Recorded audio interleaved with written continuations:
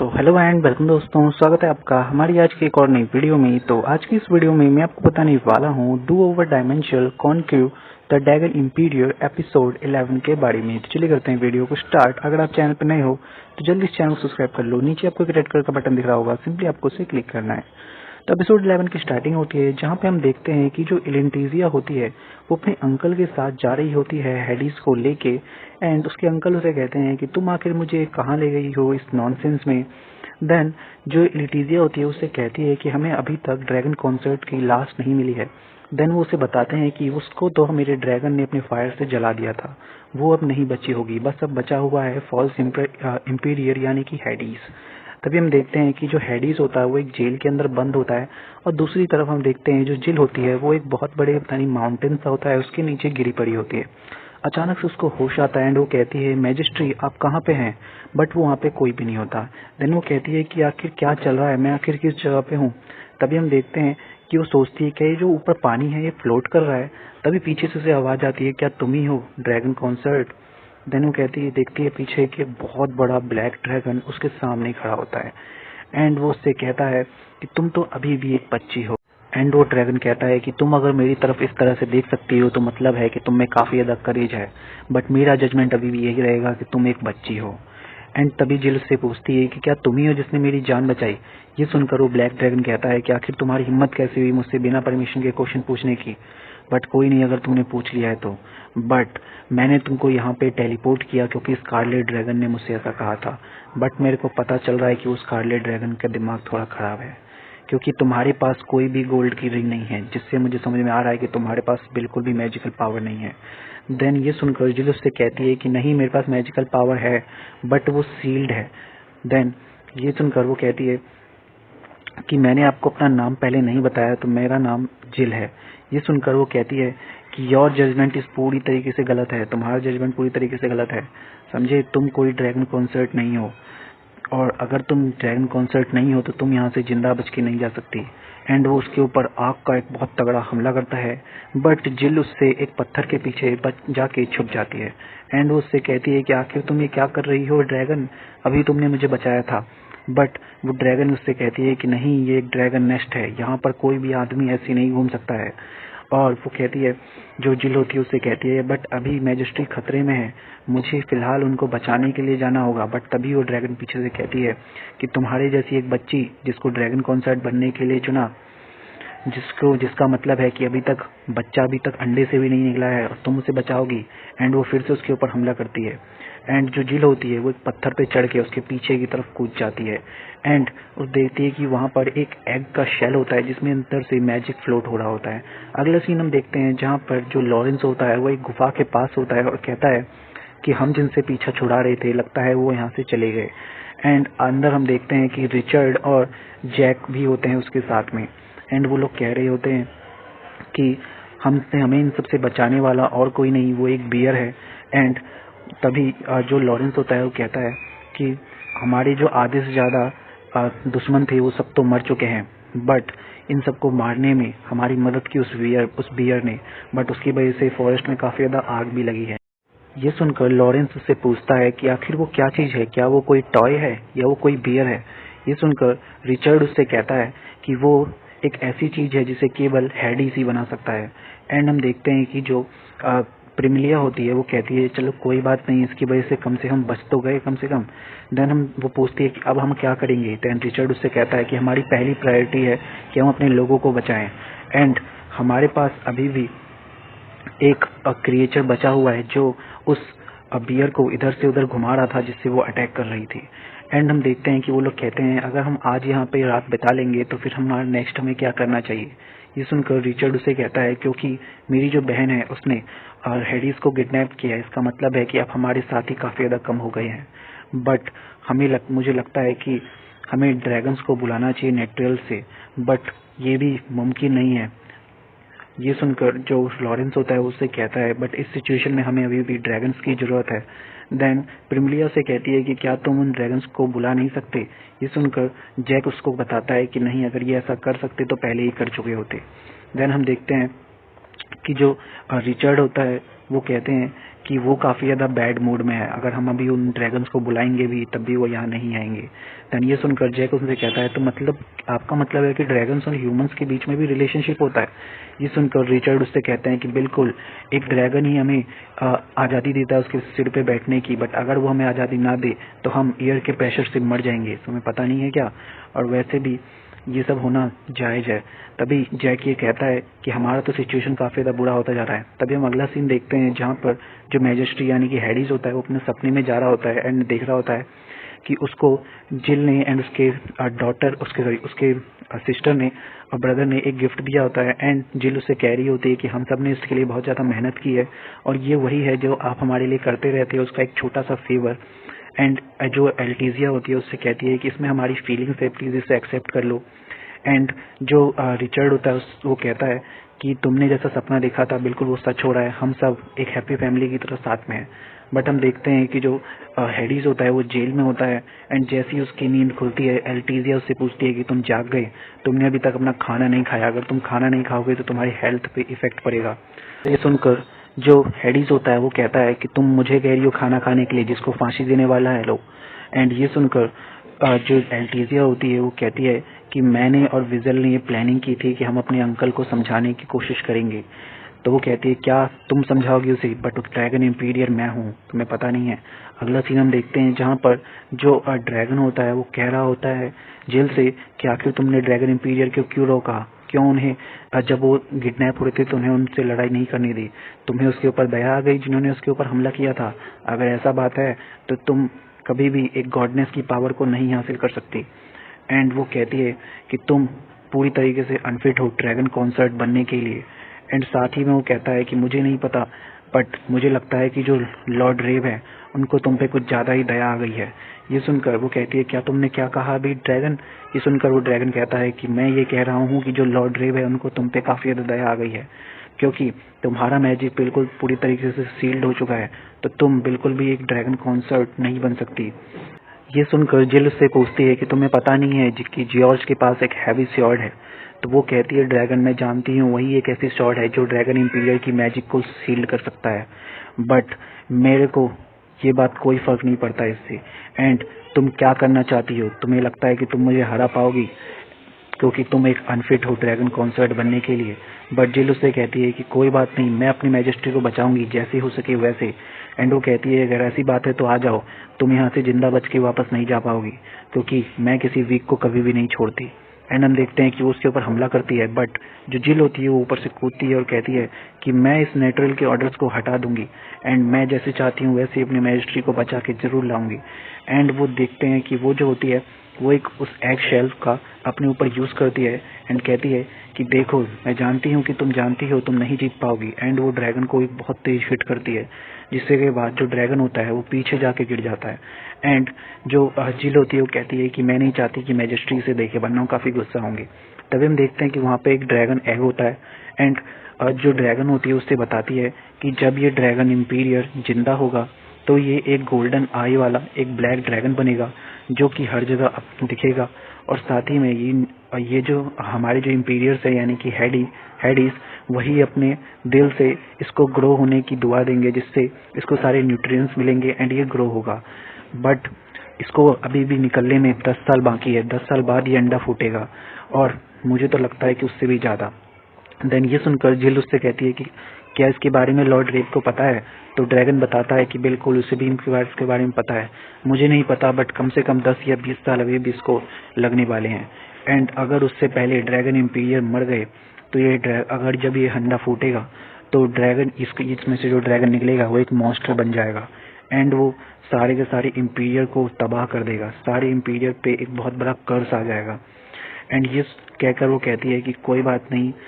जो जिल होती है वो जाती है एग के पास एंड उसको छू के कहती है कोई बात नहीं, मैं यहाँ पर हूँ, तुम जल्दी से कोशिश करो इसके अंदर से निकलने की। एंड हम देखते हैं कि जो अंडा होता है वो हिलता है एंड ये देखकर ड्रैगन उससे कहती है क्या ये हिला सच में? देन वो बताती है कि मैं इसकी वाइफ हूँ बट मुझे नहीं पता कि इसने तुम्हारे इशारे पे कैसे हिली है। अकेला ही है, बट मैं यहाँ से 300 साल से वेट कर रही हूँ यहाँ पे, बट ये अभी तक कुछ नहीं हुआ इसमें। ये सुनकर जिल उससे कहती है कि तुम काफ़ी ज़्यादा लोनली हो, मुझे माफ़ कर देना, तुम एक गर्ल हो बट मैंने तुम्हारे फेस पे मारा। ये सुनकर वो ड्रैगन कहती है कोई बात नहीं, मुझे कोई फ़र्क नहीं पड़ता, क्योंकि मैं कुछ ज़्यादा ही फ्रस्ट्रेटेड थी, बट तुम्हारी शब्दों ने मेरी आंखें खोल दी हैं। देन जो ड्रैगन कॉन्सर्ट होती है, वो मतलब कि जिल वो उससे कहती है ठीक है फिर चलो हम मैजेस्ट्री को बचाने चलते हैं साथ में, बट ड्रैगन उससे कहती है फिर हम क्या इस एग को यहीं पे छोड़ दें।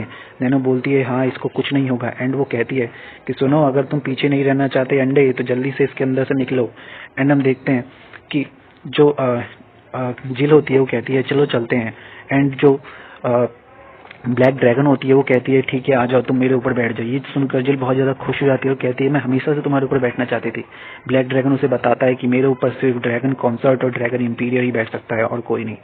देन वो ये इसके बाद जो जिल होती है उसके कंधे पे बैठती है, एंड हम देखते हैं कि वो वहाँ से बहुत तेज़ी से निकलते हैं एक पानी के अंदर से। एंड जो ड्रैगन होता है उससे पूछता है कि बताओ अब हम क्या करें। देन जिल उसे बताती है कि तुम मुझे जिल नाम से बुला सकती हो, तुम मुझे ड्रैगन कॉन्सर्ट मत बुलाओ, मैं भी तुम्हें तुम्हारे नाम से बुलाऊंगी। देन वो कहती है मेरे पास कोई भी नाम नहीं है। देन जिल उसे कहती है ठीक है फिर तुम्हें मैं एक नाम दे देती हूँ, स्ट्रीक कैसा रहेगा, बट वो नाम के लिए रिफ्यूज़ कर देती है, मना कर देती है।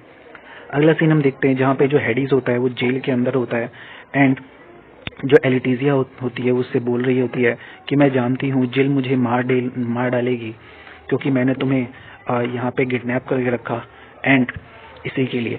देन ये सुनकर हेडिस उससे कहता है तो तुम क्या चाहती हो, तुम क्या यहाँ पे मुझसे भीख मांग रही हो। तो कहती है नहीं बिल्कुल भी नहीं मैं। एंड जो एलिटीजिया होती है उससे कहती है कि मैं बस इस चीज़ के लिए तुमसे माफ़ी मांग रही हूँ क्योंकि मैं तुम्हारी बड़ी बहन होने के बावजूद तुम्हारे लिए कुछ नहीं कर पाई, मुझे माफ़ कर देना। अगला सीन हम देखते हैं जहाँ पर जो जैक होता है, प्रिमिलिया होती है, रिचर्ड्स के साथ बात कर रहे होते हैं और कह रहे होते हैं कि हमारे पास केवल यही एक खाना बचा है जो हम ड्रैगन्स को देकर उन्हें वहाँ पर से बुला सकते हैं, बट हमारे पास अभी भी कुछ राशन है जो हेडिस ने हमारे लिए बनाया था। ये सुनकर प्रिमिलिया उससे कहती है कि हेडिस कितने ज़्यादा अच्छे थे, वो हमारे बारे में कितना सोचते थे। तभी हम देखते हैं वहाँ पे एक ब्लैक रंग का ड्रैगन आता है, एंड जिल उसके ऊपर बैठी होती है। वो कहती है लॉरेंस तुम सेफ हो और साथ में तुम दोनों भी। ये सुनकर जैक उससे कहता है बट हमने तो अपना राशन अभी तक निकाला ही नहीं, फिर ये यहाँ पे कैसे आई। एंड हम देखते हैं कि रिचर्ड उससे बोलता है कि तुम इस ब्लैक ड्रैगन के ऊपर क्या कर रही हो। देन वो उससे बताती है कि ये सिर्फ ब्लैक ड्रैगन नहीं है, साथ में और भी ड्रैगन्स आए हैं। एंड वो कहती है कि मैंने इनको कहा कि रिचर्ड के भी ड्रैगन्स को बुला लो, देन इसीलिए ब्लैक ड्रैगन ने इनको बुलाया। ये सुनकर जो रिचर्ड होता है वो उसको शुक्रिया कहता है ब्लैक ड्रैगन को। तो ब्लैक ड्रैगन उससे कहती है मैं जानती हूँ तुम्हारे पास अभी भी तुम्हारे मैनर्स हैं। ये सुनकर प्रिमिलिया उससे कहती है क्या एक ड्रैगन बोल सकता है, बट ये ब्लैक ड्रैगन है, हो सकता है ये बोल पाए। एंड हम देखते हैं कि जो जिल होती है वो पूछती है कि क्या है हमारी प्रेजेंट सिचुएशन। देन हम देखते हैं कि जो बियर होता है जिसने उनको बचाया होता है वो वहाँ पे आता है। देन जिल उससे कहती है कोई बात नहीं, मैं तुम्हें मैजिस्ट्री से बोल के दोबारा से ठीक करवा दूंगी। अगला सीन हम देखते हैं जहाँ पे वो कहती है कि लॉरेंस एक प्लान बनाओ। देन लॉरेंस उससे कहता है बिल्कुल, हम अब सीधा काउंटर अटैक शुरू करेंगे। एंड हम देखते हैं कि अगला सीन में दिखाया जाता है जहाँ पे वो लोग अटैक करने जाते हैं, एंड एक सिपाही आके एलिटीजिया को बताता है कि प्रिंस ने हमारे ऊपर, रिचर्ड ने हमारे ऊपर अटैक किया है, साथ में एक ब्लैक ड्रैगन भी है। ये सुनकर वो कहती है क्या एक ब्लैक ड्रैगन। वही पे अगला सीन में दिखाया जाता है जहाँ पर जो लॉर्ड रेव होते हैं वो मैजिस्ट्री से कह रहे होते हैं क्या उसने एक्सेप्ट कर लिया उस ब्लैक ड्रैगन ने। तो मैजिस्ट्री से बताते हैं कि बिल्कुल, वो आके उसको कैसे एक्सेप्ट नहीं करेगी, वो एक ड्रैगन कॉन्सर्ट है और साथ में मेरी लवली वाइफ भी। दूसरी ओर हम देखते हैं कि जो जिल होती है वो कह रही होती है कि हमारे पास केवल एक ही एडवांटेज है कि हम ऊपर से लड़ाई कर रहे हैं, देन हमें जल्दी से कुछ ना कुछ करना होगा, वरना अगर सारी फोर्स आ गई तो हम कुछ नहीं कर पाएंगे। एंड वो कहते हैं प्रिंस रिचर्ड को कि तुम जाओ और जल्दी से जितने भी सैनिक को हो सके छुड़वाओ, और हम जाते हैं इंपीरियर को छुड़वाने के लिए। एंड जल्दी से लड़ाई स्टार्ट होती है, एंड जो एलिटीजिया होती है वो हमला करती है जिल के ऊपर। एंड वो कहती है कि मेरे अंकल ने मुझे कहा था कि तुम मर गई, बट मुझे पता था कि तुम वापस जरूर आओगी। एंड वो जो जिल होती है वो ब्लैक ड्रैगन वो कहती है कि तुम जाओ और मैजिस्ट्री को छुड़वाओ, बट देखती है कि जो मैजिस्ट्री होते हैं उनके जेल के ऊपर एक ड्रैगन किलिंग मैजिक होता है जिसकी वजह से वो ड्रैगन वहाँ तक नहीं जा सकता। एंड ये देखकर जो एल्टीजिया होती है वो जिल से कहती है कि तुम्हें क्या लगता है तुम इस अपने कम मैजिक के साथ मुझे हरा पाओगी। एंड वो जिल का जो तलवार होती है उसको काट देती है। टीजिया कहती है कि सुनो जिल, तुम जल्दी से इस लड़ाई को विड्रॉ कर लो, मैं तुम्हें हराने नहीं चाहती, मैं तुम्हें दिखाऊंगी कि मैं कैसे हेडिस को बचाती हूँ। ये सुनकर जिल उससे कहती है अगर ऐसा है तो फिर तुमने उसे किडनैप क्यों किया।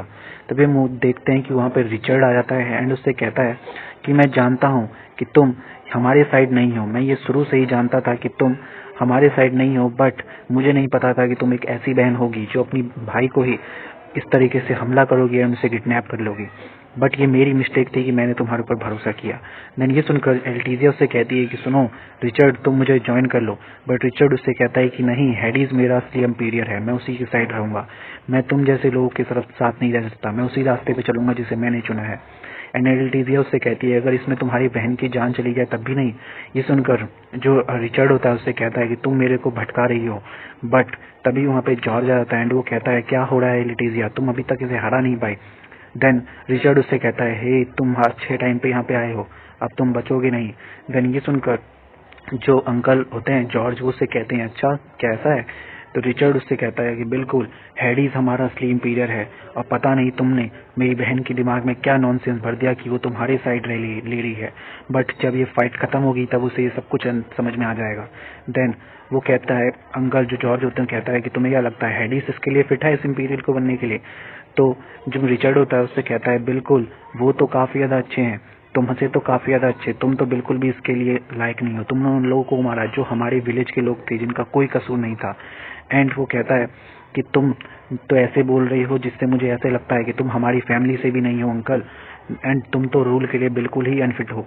एंड साथ ही में तभी देखते हैं हम जो जॉर्ज होता है वो अपनी तलवार से उसके ऊपर हमला करता है एंड रिचर्ड गिर जाता है। एंड ये देखने के बाद जो एल्टीजिया होती है वो कहती है कि आप इसे मुझ पे छोड़ दिए, मैं इसे हरा दूंगी। बट जो जॉर्ज होता है उससे कहता है कि नहीं, मैं इससे बात करना चाहता हूँ। एंड वो उससे कहता है कि तुमने मुझे कहा कि मैं इस रेव इंपीरियर के लिए फाइन नहीं हूँ, अच्छा नहीं हूँ, तो तुम्हें क्या लगता है क्या तुम इसके लिए ठीक हो, एंड या तुम्हारा इंपीरियर इसके लिए ठीक है, तुम्हें क्या लगता है तुम हमारी फैमिली के पार्ट भी हो। देन वो कहता है कि क्या तुम क्या कह रहे हो मुझसे। देन ये सुनकर जॉर्ज से कहता है कि एल्टीजिया भी ये जानती है बट तुम इसे नहीं जानते। देन एल्टीजिया से कहती है कि नहीं, इसे मत बताइए। बट वो कहता है कि देखो ये मुझे मेरे ब्रदर के रूम से मिला, एंड वो उसे एक पेज देता है। ये देखकर वो उसमें देखता है कि उसमें लिखा होता है कि विजल को जन्म देने के बाद उसकी माँ एक गार्ड के साथ रोमांटिक स्थिति में थी, जिसके बाद जो हेडीज है उसका जन्म हुआ था। इसका मतलब कि वो हमारे ब्लड रिलेटेड में नहीं है, वो हमारे वंश का नहीं है, तो वो एक ड्रैगन इंपीरियर कैसे हो सकता है। एंड वो झुक जाता है एंड कहता है कि हम लोग 100 सालों से लोगों को ये विश्वास दिला रहे हैं कि हम रेव के इंपीरियल से हैं, बट ऐसा बिल्कुल भी नहीं है, तो हमें इस चीज़ को पब्लिकली अनाउंस करना चाहिए एंड हमें लोगों को बताना चाहिए। देन ये सुनकर जॉर्ज उससे कहता है इससे बढ़िया होगा कि हम उसको ख़त्म कर दें। ये सुनकर जो रिचर्ड होता है वो कहता है कि नहीं, हमें ऐसा नहीं करना चाहिए, हेडीज मिस्टेक है, नहीं बिल्कुल मुझे ऐसा नहीं लगता। बट जॉर्ज उससे कहता है कि ये जो लैंड है इस पे केवल हमारा अधिकार है, हम इस पे राज कर सकते हैं, इसी वजह से मैं अपने लोगों को बचाऊंगा एंड यहाँ का राजा बनूंगा। देन पीछे से जो एल्टीजिया होती है उससे कहती है रिचर्ड से कि तुम अभी भी हमारी साइड आ सकते हो, ये सब आसानी से ख़त्म हो जाएगा बिना किसी ज़्यादा दिक्कत के। बट रिचर्ड उससे कहता है कि तुम क्या लगता है मैं तुम्हें एक्सेप्ट कर लूँगा, बिल्कुल भी नहीं। देन ये सुनकर जॉर्ज उससे कहता है कोई बात नहीं, मैं तुम्हें जान से मार दूंगा। एंड हम देखते हैं कि ड्रैगन कॉन्सर्ट उसके पास आके कहती है हे, तुम कैसे मार सकते हो इसे। देन वो कहता है तुम ड्रैगन कॉन्सर्ट जिसने एक मौत को चकमा दे दिया, सबसे पहले मैं तुम्हें ही मारूंगा, एंड उसके बाद तुम्हारी मैजिस्ट्री को। तो ये सुनकर जो जिल होती है उससे कहती है अगर यही मैजिस्ट्री ही इन सब के रीज़न है तो तुम उनसे बातचीत क्यों नहीं करते। तो ये सुनकर जॉर्ज उससे कहता है मैं उससे बात करूंगा जिसकी वजह से हमारी पूरी फैमिली एक डेथ के कर्ज में है, जिसकी वजह से पूरा इंपीरियर खतरे में है। तुम्हें लगता है कि उसका जन्म भी हुआ है, उसका कोई जन्म नहीं हुआ। अगर वो हमारे इस इंपीरियर का महाराज बन गया तो सारा का सारा जो हमारा इंपायर है वो सब सफ़र करेगा। एंड हम देखते हैं कि अगला सीन जहाँ पर जो इंपीरियर होते हैं उनका जेल टूट जाता है, एंड जो जेल होती है कहती है मैजिस्ट्री आप, एंड मैजिस्ट्री वहाँ पे सामने खड़े जाते हैं, एंड यहीं पे जो एपिसोड 11 है वो खत्म हो जाता है। So thank you so much for watching this video.